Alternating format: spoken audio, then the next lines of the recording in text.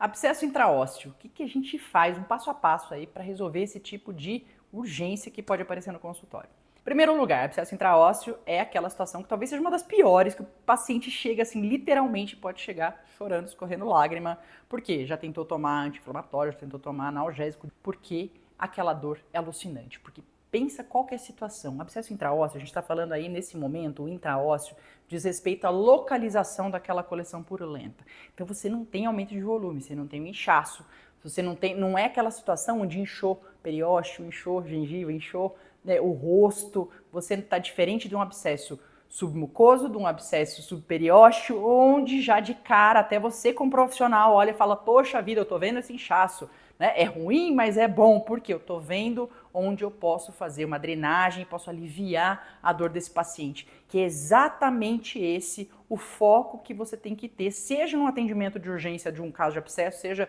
pulpite, seja o que for. O primeiro foco, o objetivo máximo tem que ser aliviar a dor daquele paciente, tirar ele daquele quadro agudo. Okay? E aí, uma vez que você fez o diagnóstico, né, aquele paciente que já chegou contando para você que o dente está doendo ali direto, não tem nada que passe, nem toda a mistura farmacológica que ele já fez, e em casa, a automedicação rola solta nessa hora, a gente sabe que não é o ideal, mas o paciente estava no desespero mesmo.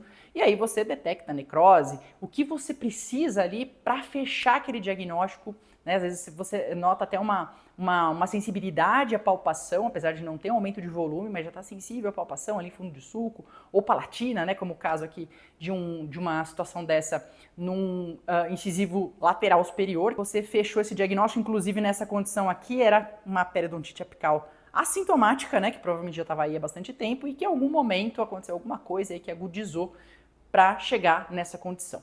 O que você tem que fazer? O mesmo raciocínio de abscesso submucoso, abscesso subperiósteo, onde a gente pensa que o primeiro passo para eu tirar o paciente do quadro agudo é fazer uma drenagem, esse raciocínio também funciona aqui. Só que a gente tem um desafio extra. Como que eu vou drenar aquele pus que está dentro do osso? Imagina aquela pressão toda, e aí por aí você já pode fazer uma base da dor do paciente, tá, gente? Que é uma situação alucinante mesmo.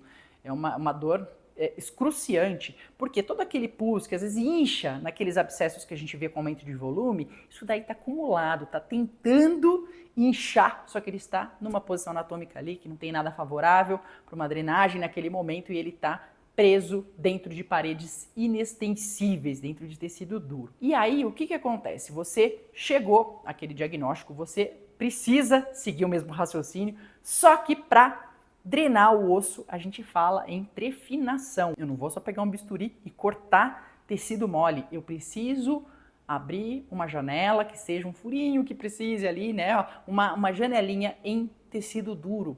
Se você tem tomografia desse caso em mãos, se você está numa região anatômica mais favorável, se você já tem uma bagagem e sabe como conduzir isso, ok.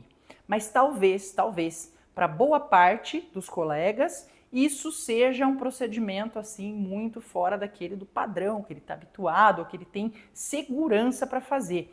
E dependendo da região anatômica que isso acontece, a gente está falando aí de proximidade com o canal mandibular, forame mentoniano, enfim, você pode estar ali sim predisposto a um acidente, uma intercorrência, né? E você às vezes vai piorar a situação. Então vamos lá, né? Pensando, né, que para a maioria dos colegas, às vezes a situação vai acontecer de uma forma que você nem tem, às vezes, uma tomografia que vai te dar tanto caminho ali, ou você não tem esse treinamento, essa bagagem, vamos pensar em qual que seria uma outra alternativa, né, ou um primeiro passo aí dentro desse caso, que pode também trazer bons resultados, que é o acesso endodôntico e a drenagem via canal.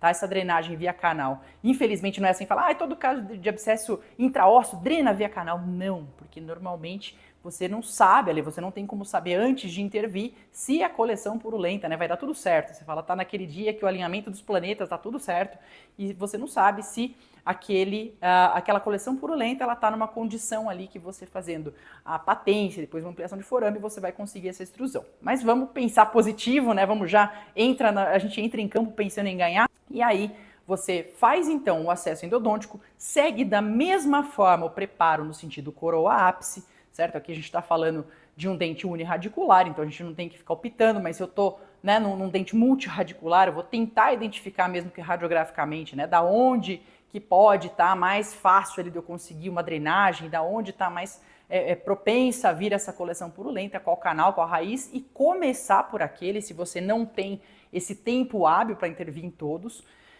Mas aqui, voltando, né, no uniradicular, a gente faz um preparo no sentido coroa-ápice, para daí sim você conseguir chegar naquela região de patência, e mesmo nesse caso aqui, né, um canal calcificado, que inicialmente parece uma coisa, meu Deus, não vou conseguir o acesso aí, vou logo para trefinação, tudo bem, seria uma opção também, mas com tomografia, com microscopia, magnificação e tudo mais, a gente consegue um acesso seguro via canal, ampliação foraminal e aquela imagem que a gente gosta de ver, sabendo que nessa hora eu estou entregando já um resultado que vai trazer um conforto para o meu paciente, que eu vou saber que pós-atendimento, com a devida medicação, tá, gente? Não é assim que pós não vai ter nada, zerou. Não, pós-intervenção esperado, porque a gente fez todo um procedimento, existia aquela dor prévia, então eu preciso de um protocolo terapêutico pós também, e que não inclui antibiótico não tô falando antibiótico aqui não, antibiótico não vai resolver o seu abscesso intraósseo do seu paciente nunca, tá?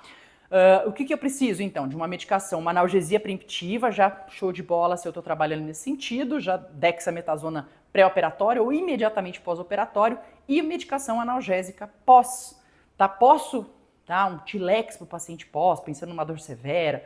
Pode, mas nesse tipo de caso, com analgesia preemptiva e você conseguindo a drenagem via canal, pós-operatório, basta uma dipirona, basta um paracetamol que você tem através de uma analgesia aí relativamente mais tranquila, né, de uma dor aí moderada, após você tem esse controle satisfatório, seu paciente vai poder se alimentar direito, vai poder se hidratar direito, trabalhar direito, vai poder descansar depois daquele quadro que costuma envolver um paciente que chega falando para você, ó, passei a noite em claro, né, não tô conseguindo, não fui nem pro trabalho, não consegui trabalhar, tomei tudo o que eu tinha e a dor não passava. Então vai ser uma situação muito diferente daquela que ele teve. E vou dizer ainda mais. Lógico, se você não tem tempo hábil, se você tá com um canal ali que não seca, medicação intracanal. Ou paciente muito cansado também, ou você tá cansado, encaixou aquele paciente, medicação intracanal, perfeito, né? Mas mesmo com relação à medicação intracanal, eu oriento você a não usar nada que forme uma barreira física. Porque mesmo que você fale assim, eu vou colocar medicação aqui, porque o canal ainda não secou. Se o canal não secou, a gente tem uma movimentação de fluidos ali dentro. E se você coloca uma barreira física, isso vira uma rolha. Aí o paciente pode ter uma dor do mesmo jeito e você vai ter que reintervir. Então, como eu uso clorexidina 2% gel como substância química auxiliar, isso me dá uma flexibilidade de eu usar essa mesma substância como medicação intracanal, certo?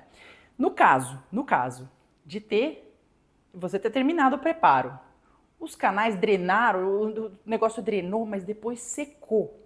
Se secou e você conseguiu fazer aquele preparo adequado, você pode até obturar.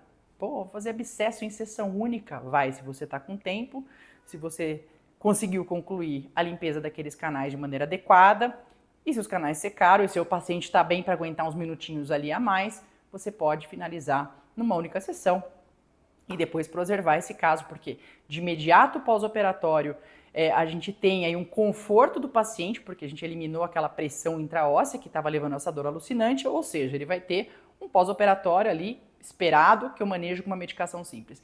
E a longo prazo, né, eu removi a causa, que é aquela infecção intraradicular, então eu tenho aí a expectativa de haver o reparo da mesma forma. Não vai ser uma sessão, 2 sessões, 3 sessões, né? Eu preciso levar aquele número de sessões que seja adequado para dentro do meu treinamento e dentro das condições locais de secagem do canal, eu conseguir obturar de maneira satisfatória, tá ok? Então, deixo aqui um convite para você fazer parte da nossa Endolovers VIP List. Se você ainda não faz parte, o link está aqui na descrição desse vídeo. Por lá você vai receber o conteúdo exclusivo, receber convites para participar de workshops, seminários, enfim, tem coisa que só acontece realmente por lá, tá certo? Um grande abraço, um grande beijo, até o próximo vídeo.